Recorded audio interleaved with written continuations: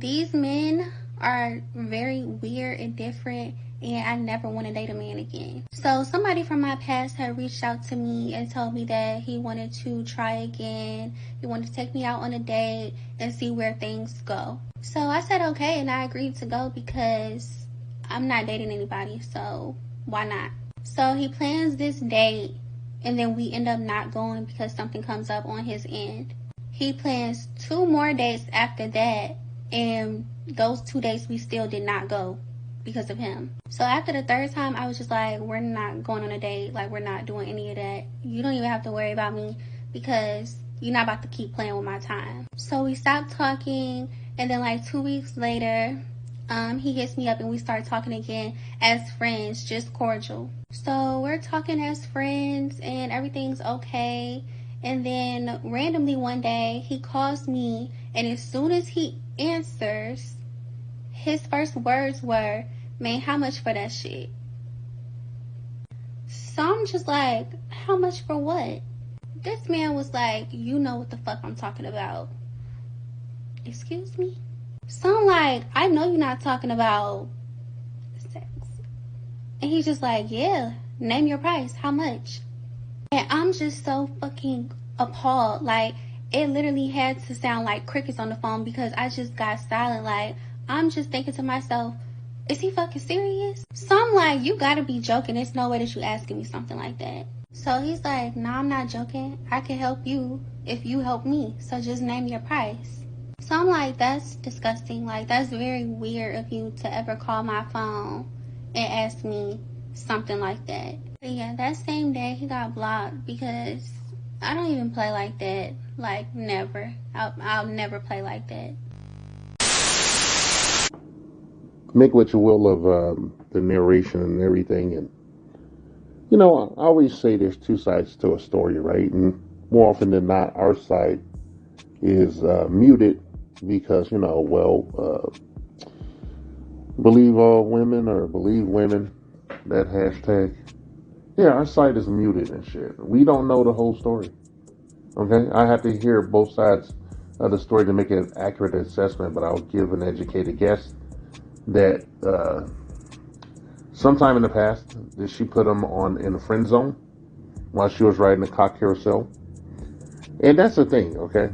Let's not get it twisted and shit. You know, women like to stockpile men and shit. You know, put them on the bench. All right. And while they put them on the bench, they like to have the cake and eat it too. They're habitual cake eaters and shit, which explains the expanding waistline. But we have a woman that's right in the pocket or the cusp of her SMV, sexual marketplace value. I cringe saying that, by the way. And you have a guy calling her up and shit. She agrees to go on some dates with him. Like, I think about 3 dates. And he didn't show up for any of them, or he canceled at the last moment. And shit. And she looks very attractive.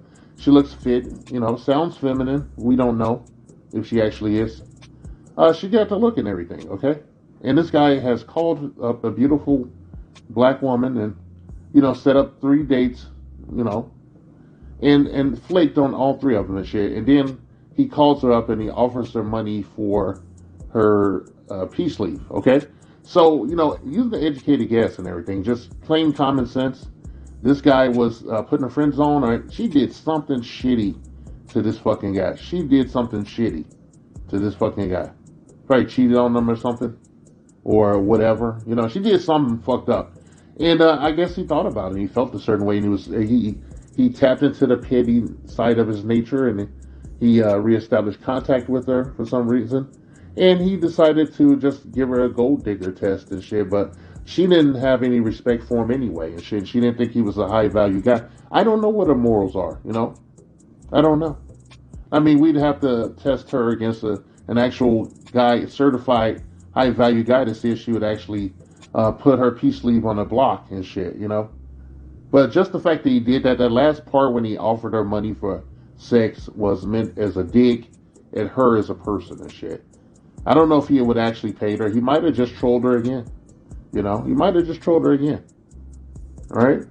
This, you know, his actions read as somebody very petty and very angry and shit. Okay, and that doesn't just come out of nowhere and shit. And women like to rug sweep their involvement in negative situations. They like to rug sweep it all the time, and you're just supposed to believe them. You're just supposed to take them at face value because reasons. Okay, they're a princess and everyone else is a serf. The world revolves around them and shit. So no, therefore everything they say is right. Okay, right? Believe it. The black woman is queen. The black woman is God. But a guy being petty and shit. Well, he's in the wrong. Okay.